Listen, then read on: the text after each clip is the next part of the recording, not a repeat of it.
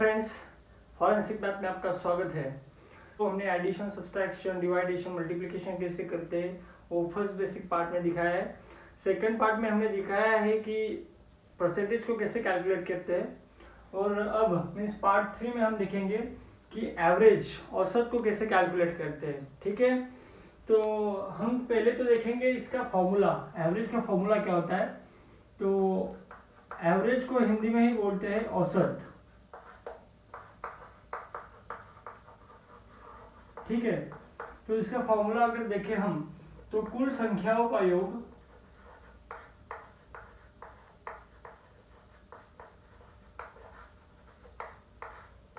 Means हमें addition करना है, जो भी हमें संख्या दिए गए हैं उनका सम का एडिशन करना है डिवाइडेड बाय कुल संख्या।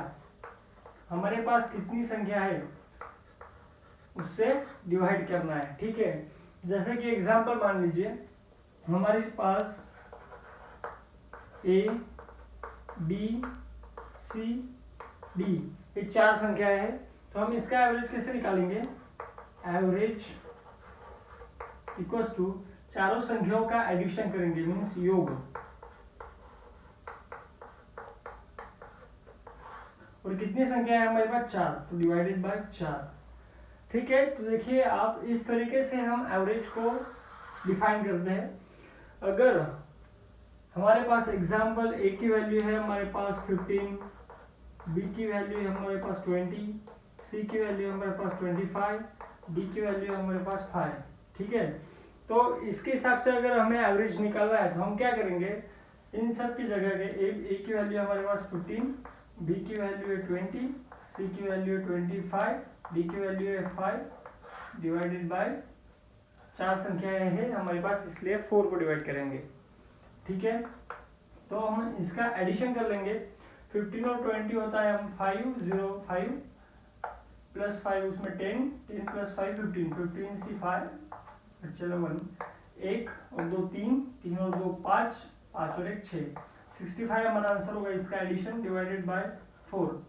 इसको 65 से अगर 65 को अगर 4 से डिवाइड करेंगे तो 4 1 जा 4, 2 5, 4 6 जा 24, 1 हमारे पास बचता है, पॉइंट रखेंगे, 0 लेंगे, 4 2 जा 8, 2 बचता है, 0 लेंगे, 4 5 जा 25 मीन्स हमारा आंसर आएगा 16.25, इनका एवरेज होगा।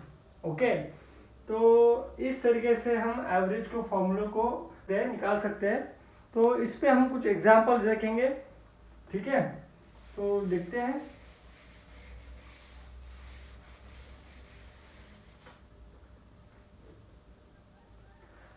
पहला एग्जांपल है हमारे पास, एक स्कूल के 5 छात्रों को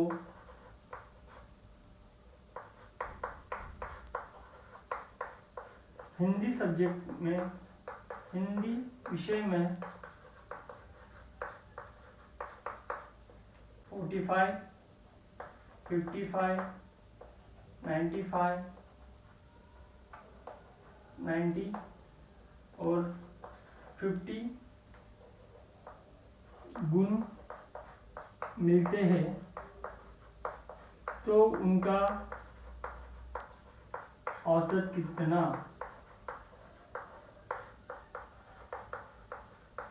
होगा।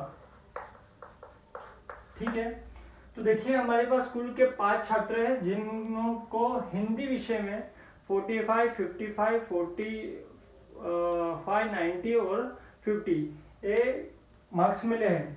तो हमें इनका औसतम मार्क्स निकालने हैं, औसतम कितने गुण इनको मिले हैं वो हमें निकालना है। तो सिंपल है, हमारे पास औसत का फॉर्मूला है, उनमें हम ए वैल्यू पुटअप करेंगे और हमारा आंसर हमें मिल जाएगा। ठीक है, तो देखिए हमें इनका औसत निकालना है, तो औसत इक्वल्स टू हमें कुल संख्याओं का योग करना है। हमें जो भी संख्या हमारे पास दी गई है उनका योग, योग मीन्स एडिशन करना है। 45 plus 55 plus 95 plus 90 plus 50 divided by, अब देखिए यहाँ पे कितने नंबर है, 1 2 3 4 5, 5 से डिवाइड करेंगे हम। ठीक है, तो आप देखिए इन सब का हमें एडिशन करना है।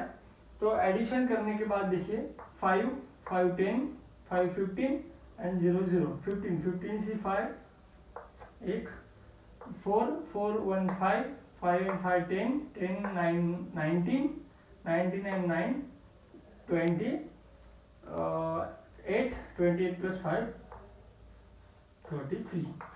ठीक है, उसको डिवाइड करेंगे 5 से। अगर देखिए हमारे इन पांचों का जो एडिशन आया वो आया 335, उसको हम 5 से डिवाइड करेंगे।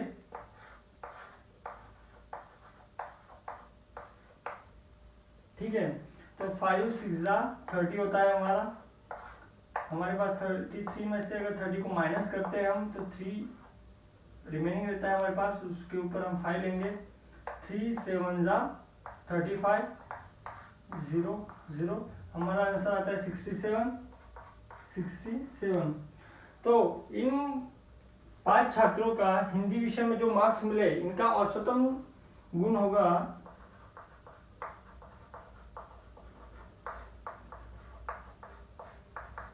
67। ओके, तो इनको औसतन गुण मिलेंगे 67 गुण ईच। ओके, तो इस तरीके से हम एग्जाम्पल को सॉल्व कर सकते हैं। अगर आपको समझ में नहीं आया होगा तो फिर से बताता हूँ। हमारे पास औसत का फॉर्मूला है कि कुल संख्याओं के हमें योग करना है, मीन्स एडिशन करनी है। जितनी भी संख्या हमारे पास दी गई है उन सबका एडिशन करना है, उसको हमें जितने नंबर से उनसे डिवाइड करना है। जो भी हमारा आंसर आएगा वो हमारा एवरेज होगा। ठीक है, एवरेज को ही मीन बोला जाता है। ठीक है, तो इस एग्जाम्पल को अगर देखें, एक स्कूल के 5 छात्र हैं, उनको हिंदी सब्जेक्ट में 45 55 95 90 एंड 50 इस तरीके से मार्क्स मिले हैं। तो 5 स्टूडेंट है, 5 उनको अलग अलग मार्क्स मिले हैं। तो उन सब का मार्क्स का हमें एडिशन किया, उसके बाद डिवाइडेड बाय 5 नंबर्स थे इसलिए 5 से डिवाइड किया। तो इन सब का एडिशन आया हमारे पास 335, इससे डिवाइड किया 5 से, तो हमारा आंसर आता है 67। ये था हमारा पहले क्वेश्चन का आंसर। ठीक है, तो अब हम दूसरे क्वेश्चन की तरफ जाते हैं। दूसरा क्वेश्चन जो होगा वो इससे थोड़ा हार्ड होगा। ठीक है, तो देखिए 2 भाई हैं, इसमें से 2 भाई जिनका औसत, जिनके आयु का औसत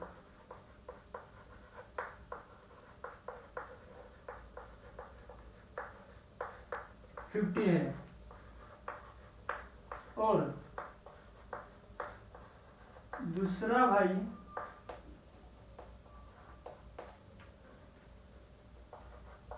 पहले भाई से 2 साल छोटा है। तो पहले भाई की आयु निकालिए। ठीक है, तो आप देखिए 2 भाई है जिनका आयु जी है उनका औसत दिया गया है 50। 2 भाई जिनकी आयु का औसत 50 है, और दूसरा भाई जो है वो पहले भाई से 2 साल छोटा है। तो पहले भाई की हमें आयु निकालनी है। तो मान लेते हैं जो पहला भाई है हमारा, वो सपोज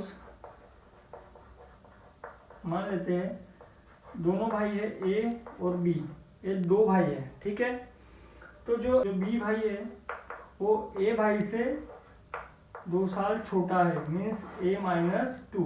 देखिए यहाँ पे दिया गया है दूसरा भाई पहले भाई से 2 साल छोटा है, मीन्स देखिए ये हमारा ए का वैल्यू है, ए को बी को हम ए से 2 साल छोटा दिखा रहे हैं।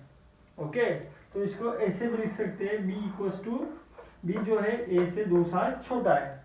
ओके, तो हम देखते हैं ए प्लस बी इक्वल्स टू हमें 50 दिया गया है।